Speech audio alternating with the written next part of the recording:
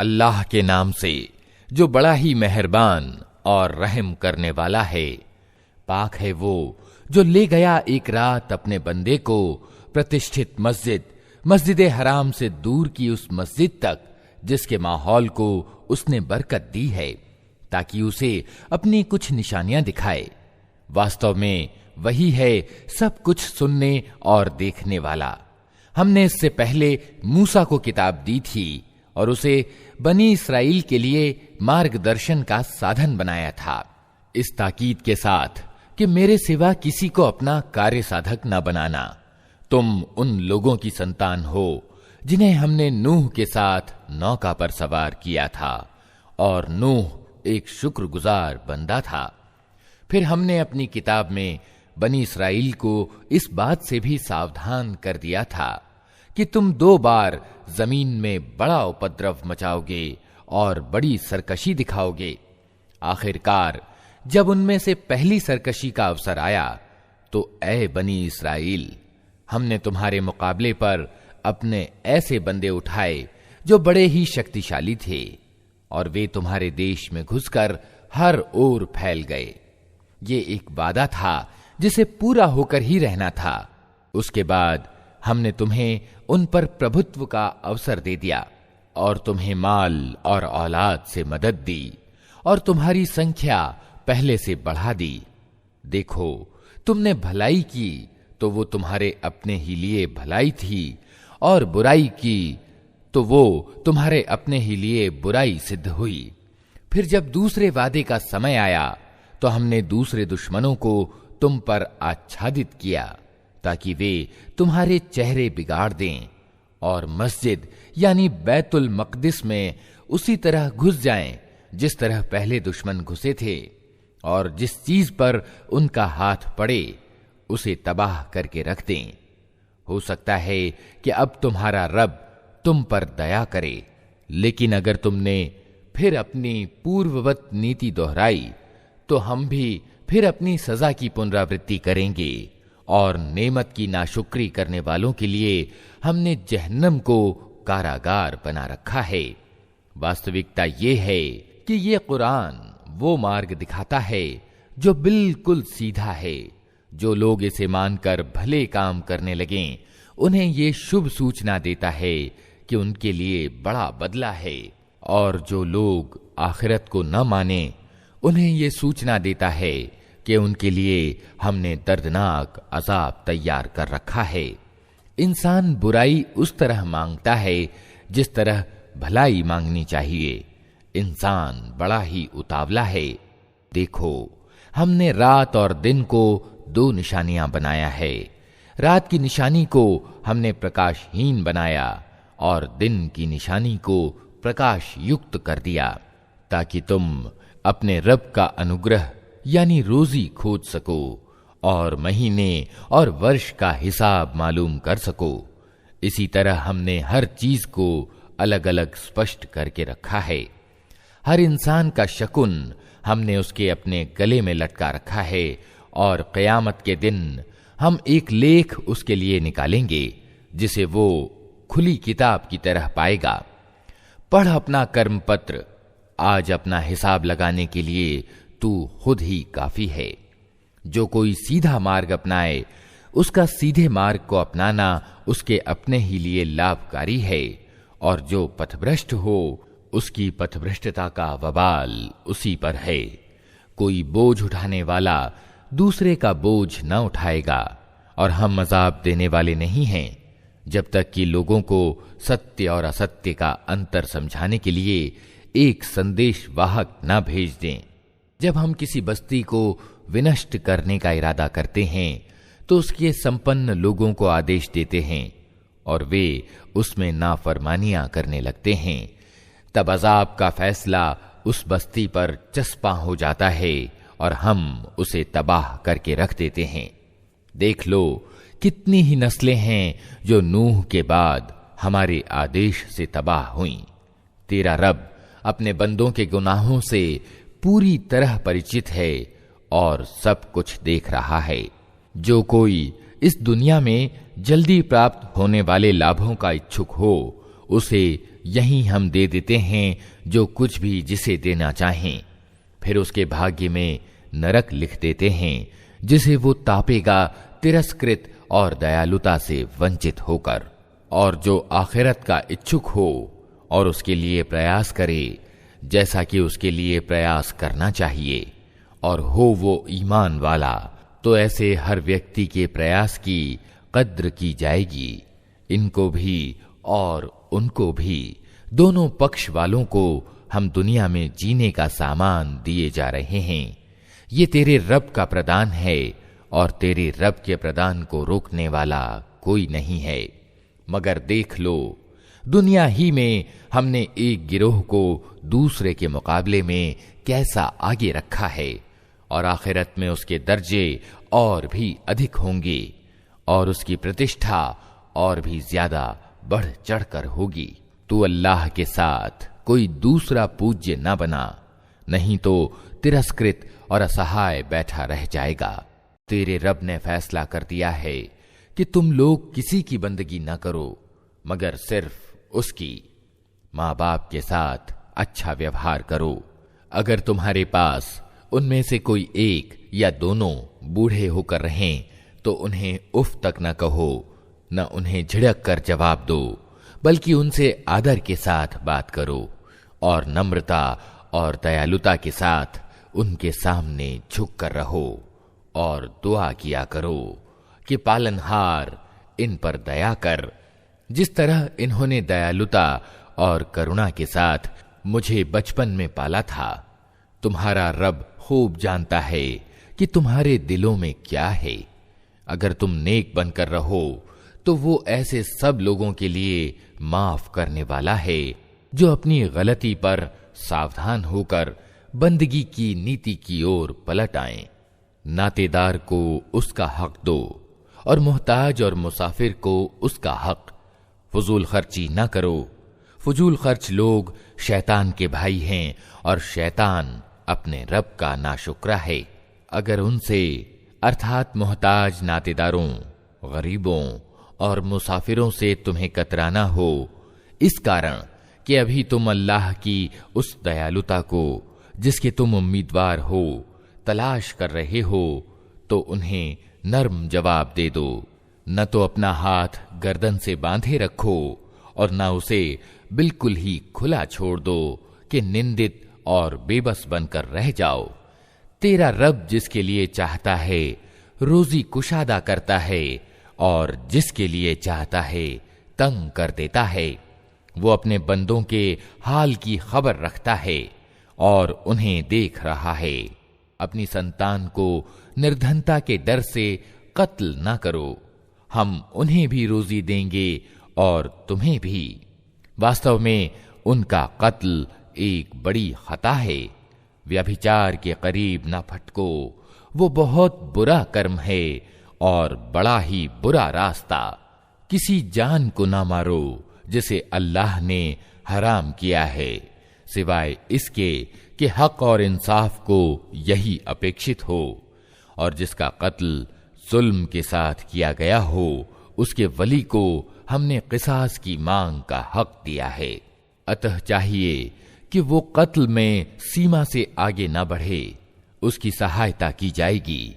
अनाथ के माल के पास न फटको सिवाय उत्तम रीति के, यहां तक कि वो अपनी जवानी को पहुंच जाए।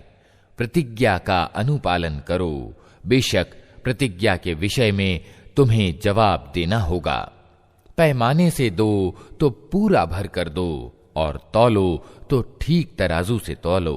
ये अच्छा तरीका है और परिणाम की दृष्टि से भी यही अच्छा है।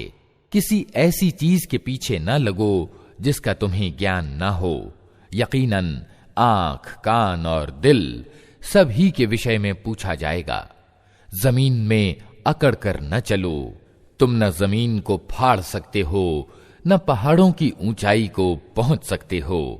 इनमें से हर एक का बुरा पहलू तेरे रब की दृष्टि में अप्रिय है।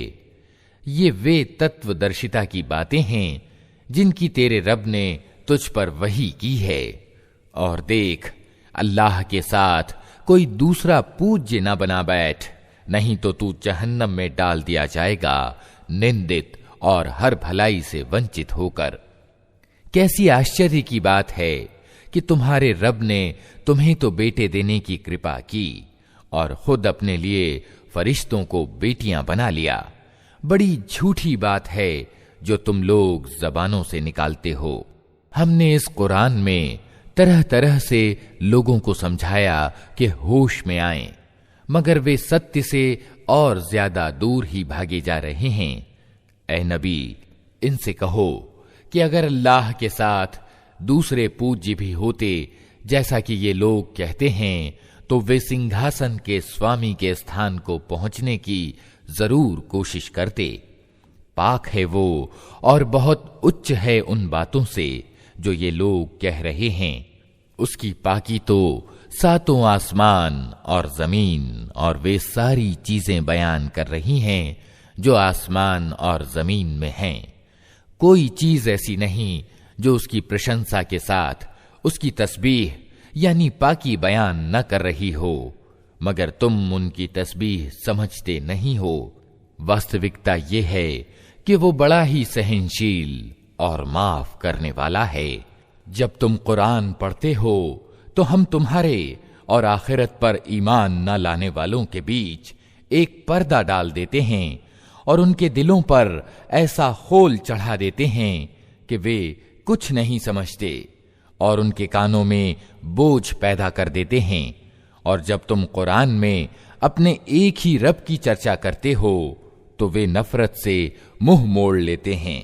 हमें मालूम है कि जब वे कान लगाकर तुम्हारी बात सुनते हैं तो वास्तव में क्या सुनते हैं, और जब बैठकर आपस में कानाफूसियां करते हैं तो क्या कहते हैं। ये जालिम आपस में कहते हैं कि ये तो जादू का मारा आदमी है जिसके पीछे तुम लोग जा रहे हो। देखो कैसी बातें हैं जो ये लोग तुम पर छांटते हैं। ये भटक गए हैं, इन्हें रास्ता नहीं मिलता। वे कहते हैं जब हम सिर्फ हड्डियां और मिट्टी होकर रह जाएंगे तो क्या हम नए सिरे से पैदा करके उठाए जाएंगे। उनसे कहो तुम पत्थर या लोहा भी हो जाओ या इससे भी ज्यादा कठोर कोई चीज जो तुम्हारे जी में जिंदगी पाने से बहुत दूर हो, फिर भी तुम उठकर रहोगे। वे अवश्य पूछेंगे कौन है वो जो हमें फिर जीवन की ओर पलटा कर लाएगा। जवाब में कहो वही जिसने पहली बार तुमको पैदा किया। वे सिर हिला हिला कर पूछेंगे अच्छा तो ये होगा कब।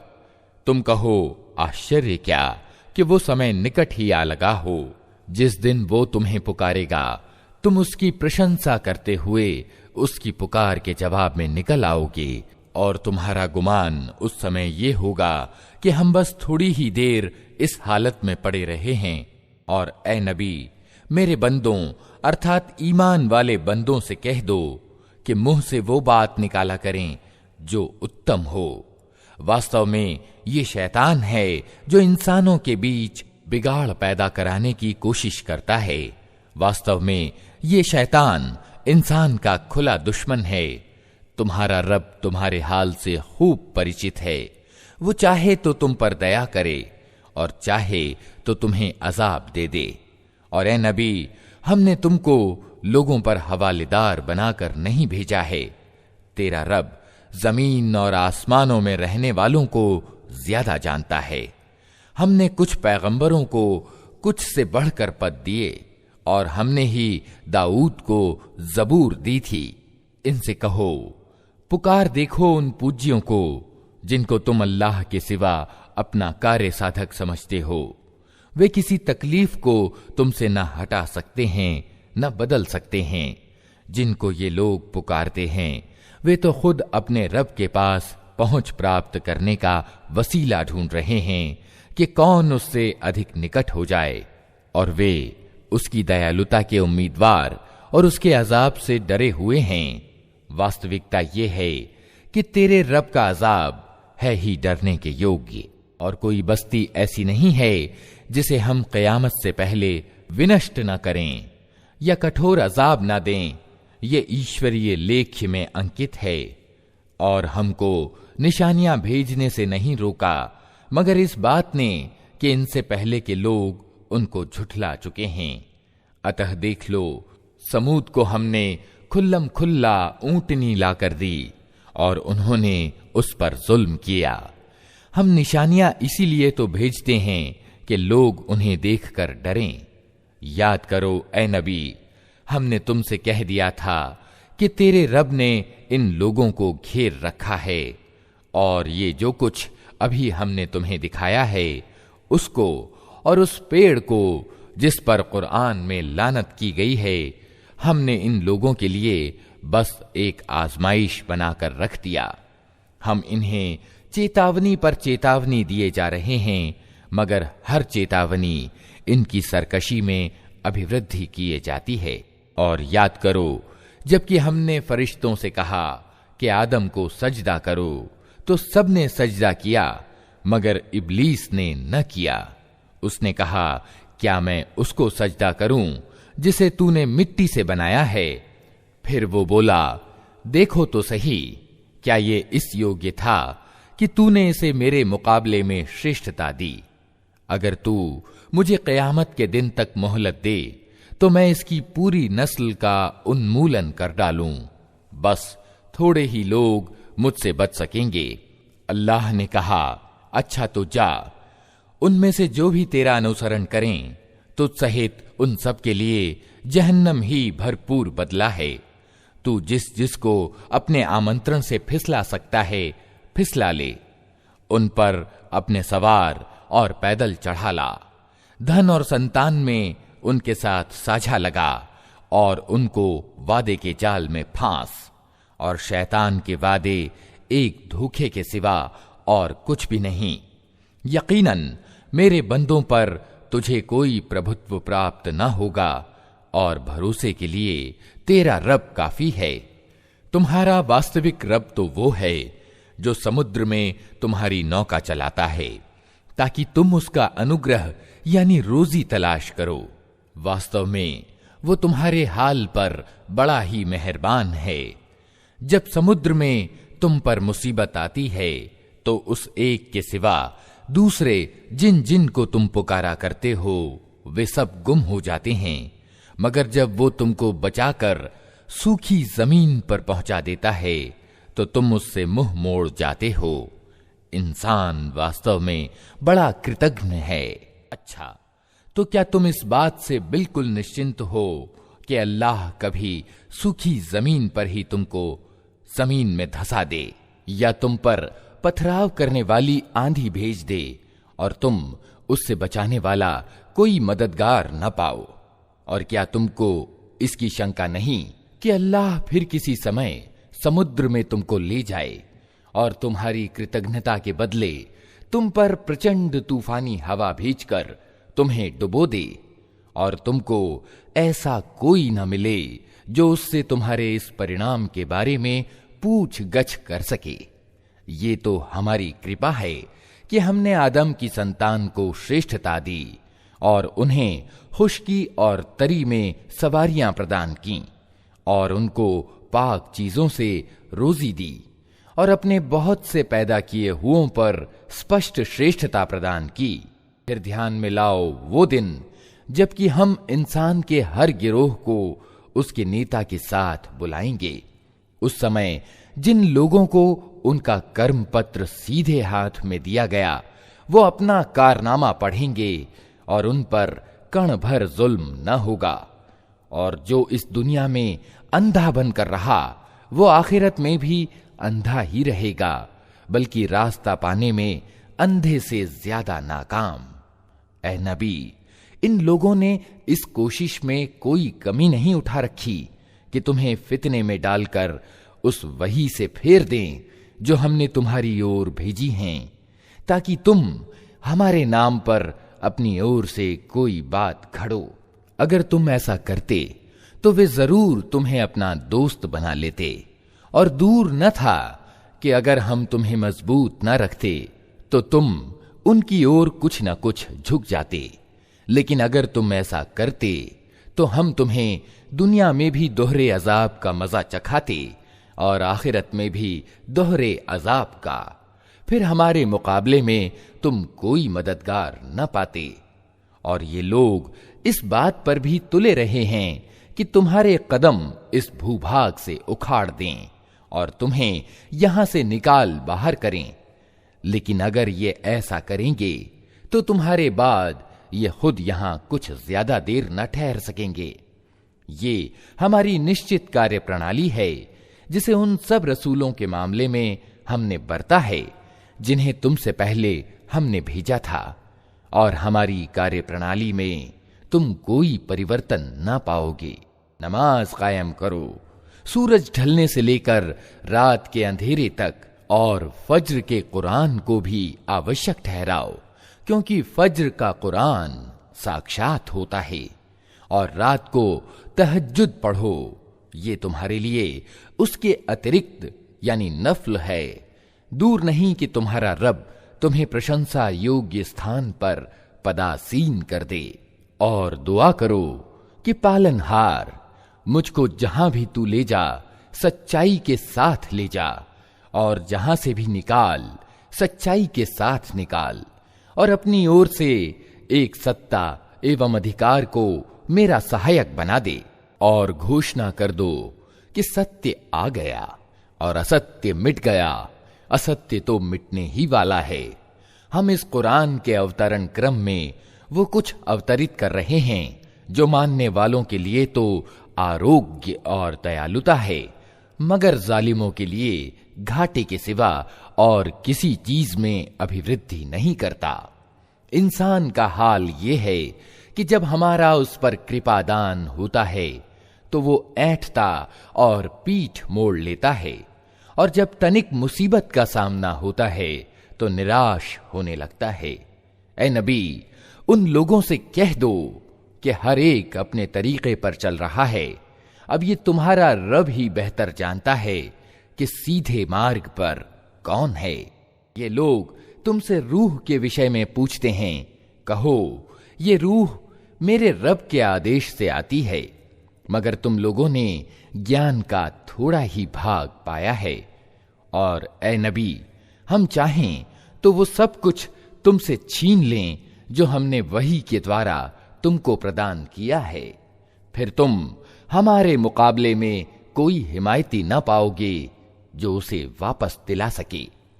ये तो जो कुछ तुम्हें मिला है तुम्हारे रब की दयालुता से मिला है। वास्तविकता ये है कि उसका अनुग्रह तुम पर बहुत बड़ा है। कह दो कि अगर इंसान और जिन्न सब के सब मिलकर इस कुरान जैसी कोई चीज लाने की कोशिश करें तो न ला सकेंगे, चाहे वे सब एक दूसरे के सहायक ही क्यों न हों। हमने इस कुरान में लोगों को तरह तरह से समझाया, मगर ज्यादातर लोग इनकार ही पर जमे रहे, और उन्होंने कहा, हम तेरी बात न मानेंगे जब तक कि तू हमारे लिए जमीन को फाड़कर एक स्रोत प्रवाहित न कर दे, या तेरे लिए खजूरों और अंगूरों का एक बाग पैदा हो और तू उसमें नहरें प्रवाहित कर दे, या तू आसमान को टुकड़े टुकड़े करके हमारे ऊपर गिरा दे जैसा कि तेरा दावा है, या अल्लाह और फरिश्तों को साक्षात हमारे सामने ले आए, या तेरे लिए सोने का एक घर बन जाए, या तू आसमान पर चढ़ जाए और तेरे चढ़ने का भी हम विश्वास न करेंगे जब तक कि तू हमारे ऊपर एक लेख न उतार लाए जिसे हम पढ़ें। ऐ नबी, उनसे कहो, पाक है मेरा पालनहार, क्या मैं एक संदेश लाने वाले इंसान के सिवा और भी कुछ हूं? लोगों के सामने जब कभी मार्गदर्शन आया तो उसे मानने से उनको किसी चीज ने नहीं रोका सिवाय उनके इसी कथन ने कि क्या अल्लाह ने इंसान को पैगंबर बनाकर भेज दिया। उनसे कहो, अगर जमीन में फरिश्ते इत्मीनान से चल फिर रहे होते तो हम जरूर आसमान से किसी फरिश्ते ही को उनके लिए पैगंबर बनाकर भेजते। ऐ नबी, उनसे कह दो कि मेरे और तुम्हारे बीच बस एक अल्लाह की गवाही काफी है वो अपने बंदों के हाल से आगाह है और सब कुछ देख रहा है। जिसको अल्लाह मार्ग दिखाए वही मार्ग पाने वाला है, और जिसे वो गुमराही में डाल दे तो उसके सिवा ऐसे लोगों के लिए तू कोई हामी और मददगार नहीं पा सकता। उन लोगों को हम क़यामत के दिन औंधे मुंह खींच लाएंगे, अंधे, गूंगे और बहरे। उनका ठिकाना जहन्नम है। जब कभी उसकी आग धीमी होने लगेगी हम उसे और भड़का देंगे। ये बदला है उनके इस कर्म का कि उन्होंने हमारी आयतों का इनकार किया और कहा, क्या जब हम सिर्फ हड्डियां और मिट्टी होकर रह जाएंगे तो नए सिरे से हमको पैदा करके उठा खड़ा किया जाएगा? क्या उनको ये न सूझा कि जिस अल्लाह ने धरती और आकाशों को पैदा किया है वो इन जैसों को पैदा करने की जरूर सामर्थ्य रखता है। उसने मौत के बाद इनके उठाए जाने के लिए एक समय निश्चित कर रखा है जिसका आना निश्चित है, मगर जालिमों को आग्रह है कि वे उसका इनकार ही करेंगे। ऐ नबी, उनसे कहो, अगर कहीं मेरे रब की दयालुता के खजाने तुम्हारे अधिकार में होते तो तुम खर्च हो जाने की आशंका से जरूर उनको रोक रखते। वास्तव में इंसान बड़ा तंग दिल है। हमने मूसा को 9 निशानियां प्रदान की थीं जो स्पष्ट रूप से दिखाई दे रही थीं। अब ये तुम खुद बनी इस्राइल से पूछ लो कि जब मूसा उनके यहां आए तो फिरौन ने यही कहा था ना कि ऐ मूसा, मैं समझता हूं कि तू जरूर जादू का मारा हुआ एक आदमी है। मूसा ने इसके जवाब में कहा, तू खूब जानता है कि ये सूझबूझ बढ़ाने वाली निशानियां जमीन और आसमानों के रब के सिवा किसी ने नहीं उतारी हैं, और मैं समझता हूं कि ऐ फिरौन, तू जरूर ही शामत का मारा हुआ एक व्यक्ति है। आखिरकार फिरौन ने इरादा किया कि मूसा और बनी इस्राइल को जमीन से उखाड़ फेंके, मगर हमने उसको और उसके साथियों को इकट्ठा डुबो दिया। और उसके बाद बनी इस्राइल से कहा कि अब तुम जमीन में बसो, फिर जब आखिरत के वादे का समय आ पूरा होगा तो हम तुम सबको एक साथ ला हाजिर करेंगे। इस कुरान को हमने सत्य के साथ उतारा है और सत्य ही के साथ ये उतरा है। और ए नबी, तुम्हें हमने इसके सिवा और किसी काम के लिए नहीं भेजा कि जो मान ले उसे खुशखबरी दे दो और जो न माने उसे सावधान कर दो। और इस कुरान को हमने थोड़ा थोड़ा करके उतारा है ताकि तुम ठहर ठहर कर इसे लोगों को सुनाओ, और इसे हमने अवसर अवसर से क्रमशः उतारा है। ए नबी, इन लोगों से कह दो कि तुम इसे मानो या न मानो। जिन लोगों को इससे पहले ज्ञान दिया गया है उन्हें जब ये सुनाया जाता है तो वे मुंह के बल सजदे में गिर जाते हैं और पुकार उठते हैं, पाक है हमारा रब, उसका वादा तो पूरा होना ही था। और वे मुंह के बल रोते हुए गिर जाते हैं और इसे सुनकर उनकी विनम्रता और बढ़ जाती है। ए नबी, इनसे कहो, अल्लाह कहकर पुकारो या रहमान कहकर, जिस नाम से भी पुकारो उसके लिए सब अच्छे ही नाम हैं।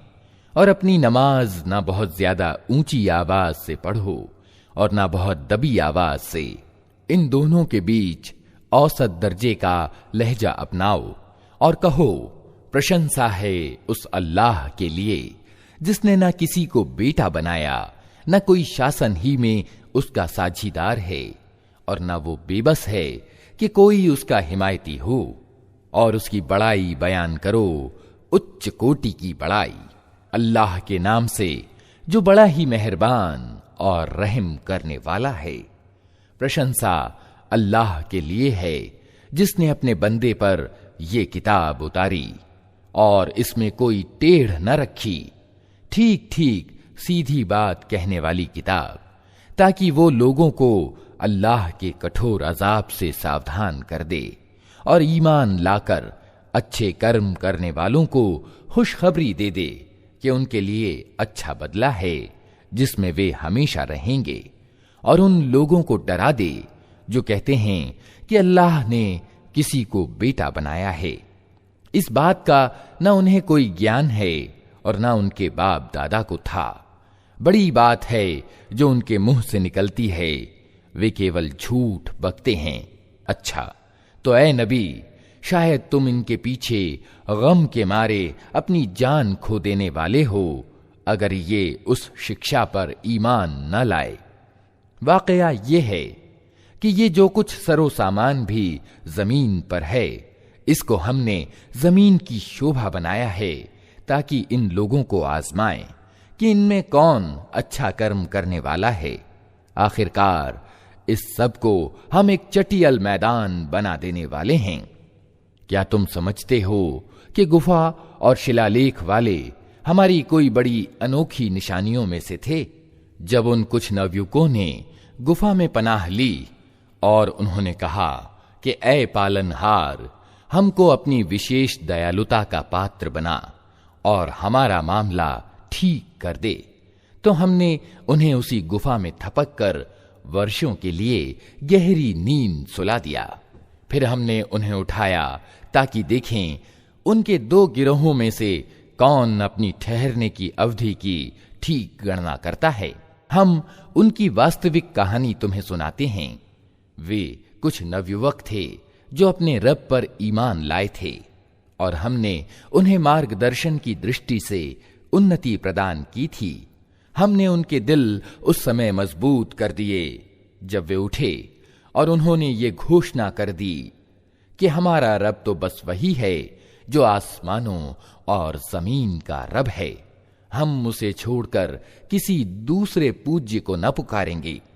अगर हम ऐसा करें तो बिल्कुल अनुचित बात करेंगे। फिर उन्होंने आपस में एक दूसरे से कहा, ये हमारी कौम तो जगत के स्वामी को छोड़कर दूसरे ईश बना बैठी है। ये लोग उनके पूज्य होने पर कोई स्पष्ट प्रमाण क्यों नहीं लाते? आखिर उस व्यक्ति से बड़ा जालिम कौन हो सकता है जो अल्लाह पर झूठ बांधे? अब जबकि तुम उनसे और अल्लाह के अतिरिक्त उनके इष्ट पूज्यों से संबंध काट चुके हो, तो चलो अब अमुक गुफा में चलकर पनाह लो। तुम्हारा रब तुम पर अपनी दयालुता का दामन फैलाएगा और तुम्हारे काम के लिए साधन जुटा देगा। तुम उन्हें गुफा में देखते तो तुम्हें यूं दिखाई देता कि सूरज जब निकलता है तो उनकी गुफा को छोड़कर दाहिनी ओर चढ़ जाता है, और जब डूबता है तो उनसे बचकर बाईं ओर उतर जाता है। और वे हैं कि गुफा के भीतर एक विस्तृत स्थान में पड़े हैं। ये अल्लाह की निशानियों में से एक है। जिसको अल्लाह मार्ग दिखाए वही मार्ग पाने वाला है, और जिसे अल्लाह भटका दे उसके लिए तुम कोई मार्गदर्शक अभिभावक नहीं पा सकते। तुम उन्हें देखकर ये समझते हो कि वे जाग रहे हैं, हालांकि वे सो रहे थे। हम उन्हें दाएं बाएं करवट दिलवाते रहते थे, और उनका कुत्ता गुफा के दहाने पर हाथ फैलाए बैठा था। अगर तुम कहीं झांक कर उन्हें देखते तो उल्टे पांव भाग खड़े होते, और तुम उनको देखकर भयभीत हो जाते। और इसी अनोखे चमत्कार से हमने उन्हें उठा बिठाया ताकि तनिक आपस में पूछ गछ करें। उनमें से एक ने पूछा, कहो कितनी देर इस हाल में रहे? दूसरों ने कहा, शायद दिन भर या उससे कुछ कम रहे होंगे। फिर वे बोले, अल्लाह ही बेहतर जानता है कि हमारा कितना समय इस हालत में बीता। चलो अब अपने में से किसी को चांदी का ये सिक्का देकर शहर भेजें, और वो देखे कि सबसे अच्छा भोजन कहाँ मिलता है। वहां से वो कुछ खाने के लिए लाए, और चाहिए कि जरा होशियारी से काम करे। ऐसा न हो कि वो किसी को हमारे यहां पर होने की सूचना दे बैठे। अगर कहीं उन लोगों का हाथ हम पर पड़ गया तो बस पथराव करके मार ही डालेंगे, या फिर जबरदस्ती हमें अपने पंथ में वापस ले जाएंगे, और ऐसा हुआ तो हम कभी सफल न हो सकेंगे। इस तरह हमने शहर वालों को उनके हाल की खबर कर दी ताकि लोग जान लें कि अल्लाह का वादा सच्चा है और ये कि क़यामत की घड़ी बेशक आकर रहेगी। मगर जरा सोचो कि जब सोचने की असल बात ये थी, उस समय वे आपस में इस बात पर झगड़ रहे थे कि इन गुफा वालों के साथ क्या किया जाए। कुछ लोगों ने कहा, इन पर एक दीवार चुन दो, इनका रब ही इनके मामले को बेहतर जानता है। मगर जो लोग उनके मामलों पर प्रभावी थे, उन्होंने कहा, हम तो इन पर एक उपासना गृह बनाएंगे। कुछ लोग कहेंगे कि वे 3 थे और चौथा उनका कुत्ता था, और कुछ दूसरे कह देंगे कि 5 थे और छठा उनका कुत्ता था। ये सब बेतुकी हाँकते हैं। कुछ और लोग कहते हैं कि 7 थे और 8वां उनका कुत्ता था। कहो, मेरा रब ही बेहतर जानता है कि वे कितने थे। कम ही लोग उनकी तादाद ठीक जानते हैं। अतः सरसरी बात से बढ़कर उनकी तादाद के मामले में लोगों से वाद विवाद न करो और न उनके संबंध में किसी से कुछ पूछो। और देखो, किसी चीज के बारे में कभी ये ना कहा करो कि मैं कल ये काम कर दूंगा। तुम कुछ नहीं कर सकते सिवाय इसके कि अल्लाह चाहे। अगर भूले से ऐसी बात मुंह से निकल जाए तो तुरंत अपने रब को याद करो और कहो, उम्मीद है कि मेरा रब इस मामले में सच्चाई से निकटतम बात की ओर मेरा मार्गदर्शन करेगा। और वे अपनी गुफा में 300 वर्ष रहे, और कुछ लोग अवधि की गणना में 9 वर्ष और बढ़ गए हैं। तुम कहो, अल्लाह उनके ठहरने की अवधि ज्यादा जानता है। आसमानों और जमीन की सब छिपी बातें उसी को मालूम है। क्या खूब है वो देखने वाला और सुनने वाला। जमीन और आसमान के सृष्ट प्राणी आदि की कोई खबर लेने वाला उसके सिवा नहीं, और वो अपनी सत्ता में किसी को साझीदार नहीं बनाता। ऐ नबी, तुम्हारे रब की किताब में से जो कुछ तुम पर प्रकाशना की गई है, उसे ज्यों का त्यों सुना दो। कोई उसके फरमानों को बदल देने का अधिकारी नहीं है, और अगर तुम किसी के लिए उसमें परिवर्तन करोगे तो उससे बचकर भागने के लिए कोई पनाह का ठिकाना न पाओगे। और अपने दिल को उन लोगों के साथ रहने पर संतुष्ट करो जो अपने रब की प्रसन्नता के इच्छुक बनकर सुबह और शाम उसे पुकारते हैं, और उनसे हरगिज निगाह न फेरो। क्या तुम दुनिया की शोभा को पसंद करते हो? किसी ऐसे व्यक्ति का आज्ञा पालन न करो जिसके दिल को हमने अपनी याद से गाफिल कर दिया है, और जो अपनी इच्छा पर चलने और मनमानी करने में लग गया है, और जिसका कार्यकलाप असंतुलित है। स्पष्ट कह दो कि ये सत्य है तुम्हारे रब की ओर से। अब जिसका जी चाहे मान ले और जिसका जी चाहे इनकार कर दे।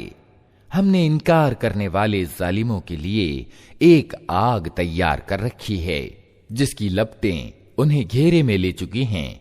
वहां अगर वे पानी मांगेंगे तो ऐसे पानी से उनका सत्कार किया जाएगा जो तेल की तलछट जैसा होगा, और उनका मुंह भून डालेगा।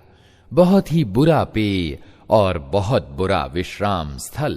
रहे वे लोग जो मान लें और अच्छे काम करें, तो यकीनन हम सत्कर्मी लोगों का बदला अकारथ नहीं किया करते। उनके लिए सदाबहार जन्नतें हैं जिनके नीचे नहरें बह रही होंगी। वहां वे सोने के कंगनों से आभूषित किए जाएंगे।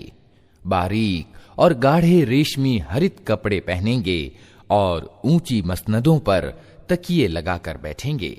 बहुत ही अच्छा बदला और उच्च श्रेणी का ठहरने का स्थान। ऐ नबी, इनके सामने एक मिसाल पेश करो। 2 व्यक्ति थे, उनमें से एक को हमने अंगूर के 2 बाग दिए और उनके चारों ओर खजूर के पेड़ों की बाड़ लगाई और उनके बीच खेती की जमीन रखी। दोनों बाग खूब फले फूले और फलित होने में उन्होंने तनिक सी कमी भी न छोड़ी। उन बागों के अंदर हमने एक नहर प्रवाहित कर दी और उसे खूब लाभ प्राप्त हुआ।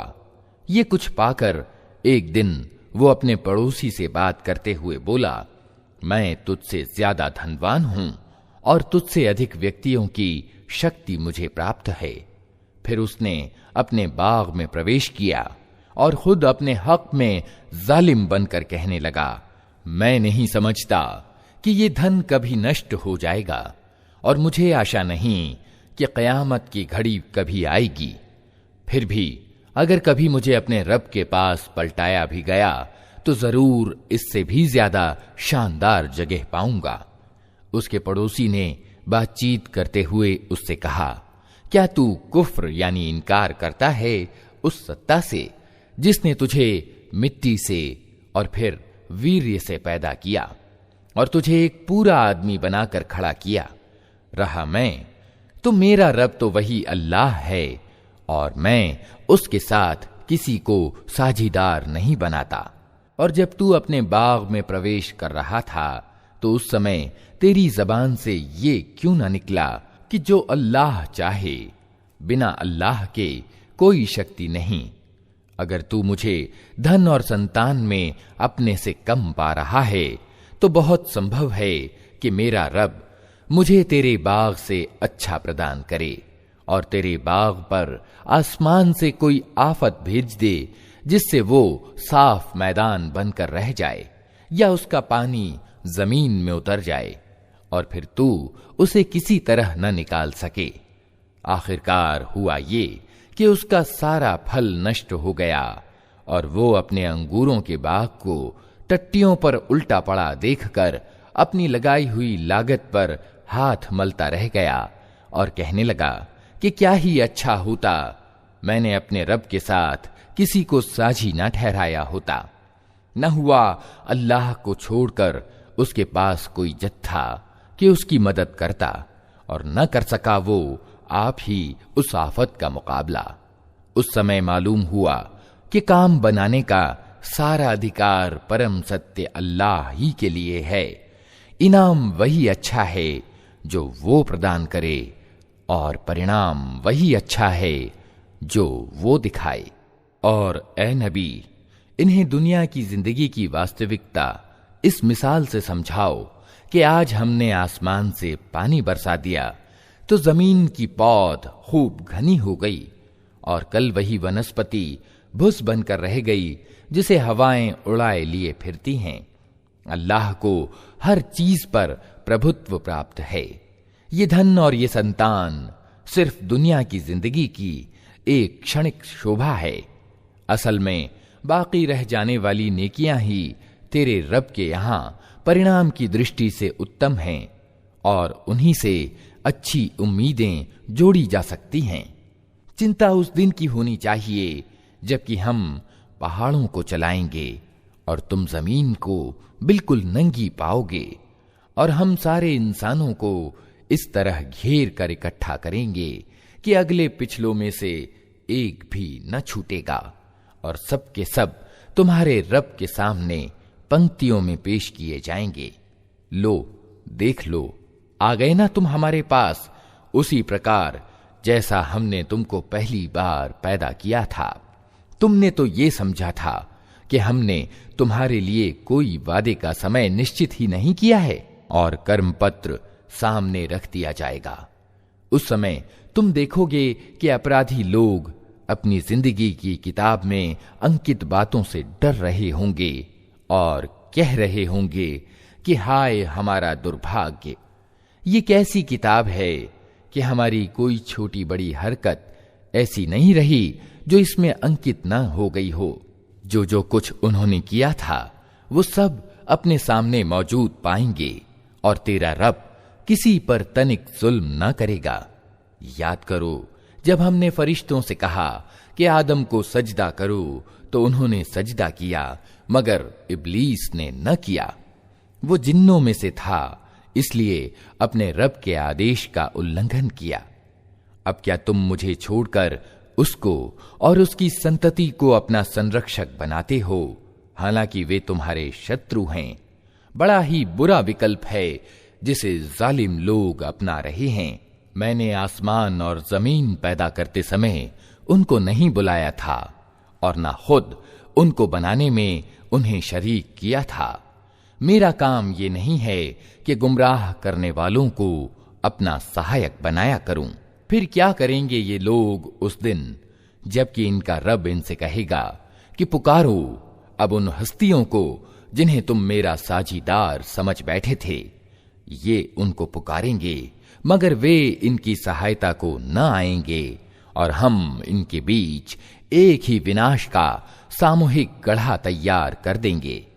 सारे अपराधी उस दिन आग देखेंगे और समझ लेंगे कि अब उन्हें उसमें गिरना है और वे उससे बचने के लिए कोई पनाह का ठिकाना न पाएंगे।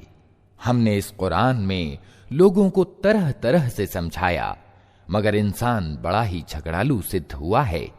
उनके सामने जब मार्गदर्शन आया तो उसे मानने और अपने रब के सामने माफी चाहने से आखिर उनको किस चीज ने रोक दिया?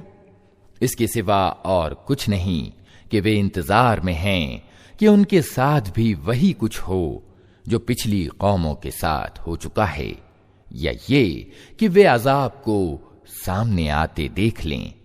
रसूलों को हम इस काम के सिवा किसी और उद्देश्य के लिए नहीं भेजते कि वे शुभ सूचना और चेतावनी देने का काम कर दें, मगर अधर्मियों का हाल ये है कि वे असत्य के हथियार लेकर सत्य को नीचा दिखाने की कोशिश करते हैं और उन्होंने मेरी आयतों को और उन चेतावनियों को जो उन्हें दी गईं मजाक बना लिया है।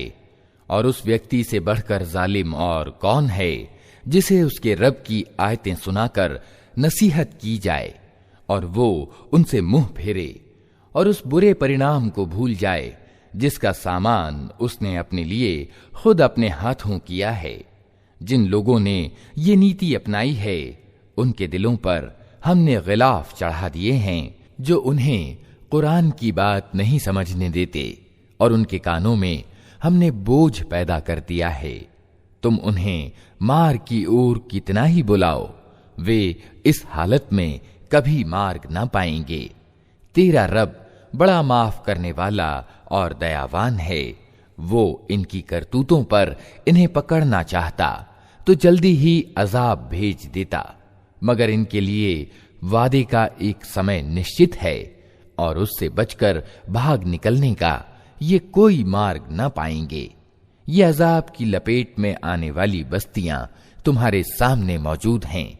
उन्होंने जब जुल्म किया तो हमने उन्हें तबाह कर दिया और उनमें से हर एक के विनाश के लिए हमने समय निश्चित कर रखा था। तनिक इनको वो घटना सुनाओ जो मूसा के साथ घटी थी, जबकि मूसा ने अपने सेवक से कहा था कि मैं अपनी यात्रा समाप्त न करूंगा जब तक कि दोनों दरियाओं के संगम पर न पहुंच जाऊं, नहीं तो मैं एक लंबे समय तक चलता ही रहूंगा। तो जब वे उनके संगम पर पहुंचे तो अपनी मछली से गाफिल हो गए और वो निकलकर इस तरह दरिया में चली गई जैसे कि कोई सुरंग लगी हो। आगे जाकर मूसा ने अपने सेवक से कहा, लाओ हमारा नाश्ता, आज की यात्रा में तो हम बुरी तरह थक गए हैं। सेवक ने कहा, आपने देखा ये क्या हुआ? जब हम उस चट्टान के पास ठहरे हुए थे उस समय मुझे मछली का ध्यान न रहा और शैतान ने मुझको ऐसा गाफिल कर दिया कि मैं उसके बारे में आपसे बताना भूल गया। मछली तो अजीब ढंग से निकलकर दरिया में चली गई। मूसा ने कहा, इसी की तो हमें तलाश थी। अतएव वे दोनों अपने पदचिन्हों पर फिर वापस हुए और वहां उन्होंने हमारे बंदों में से एक बंदे को पाया जिसे हमने अपनी दयालुता प्रदान की थी और अपनी ओर से एक विशेष ज्ञान प्रदान किया था। मूसा ने उससे कहा, क्या मैं आपके साथ रह सकता हूं ताकि आप मुझे भी उस ज्ञान की शिक्षा दें जो आपको सिखाया गया है? उसने जवाब दिया, आप मेरे साथ सब्र नहीं कर सकते और जिस चीज की आपको खबर ना हो आखिर आप उस पर सब्र कर भी कैसे सकते हैं? मूसा ने कहा, अगर अल्लाह ने चाहा तो आप मुझे सब्र करने वाला पाएंगे और मैं किसी मामले में आपकी नाफरमानी न करूंगा। उसने कहा, अच्छा, अगर आप मेरे साथ चलते हैं तो मुझसे कोई बात न पूछें जब तक मैं खुद उसको आपसे बयान न करूं। अब वे दोनों चले, यहां तक कि वे एक नौका में सवार हो गए तो उस व्यक्ति ने नौका में शिगाफ यानी दरार डाल दिया। मूसा ने कहा, आपने इसमें शिगाफ डाल दिया ताकि सब नौका वालों को डुबो दें? ये तो आपने एक सख्त हरकत कर डाली। उसने कहा, मैंने तुमसे कहा न था कि तुम मेरे साथ सब्र नहीं कर सकते। मूसा ने कहा, भूल चूक पर मुझे ना पकड़िए, मेरे मामले में आप जरा सख्ती से काम न लें। अब वे दोनों चले, यहां तक कि उनको एक लड़का मिला और उस व्यक्ति ने उसको मार डाला। मूसा ने कहा, आपने एक निर्दोष की जान ले ली, हालांकि उसने किसी की हत्या न की थी। ये काम तो आपने बहुत ही बुरा किया।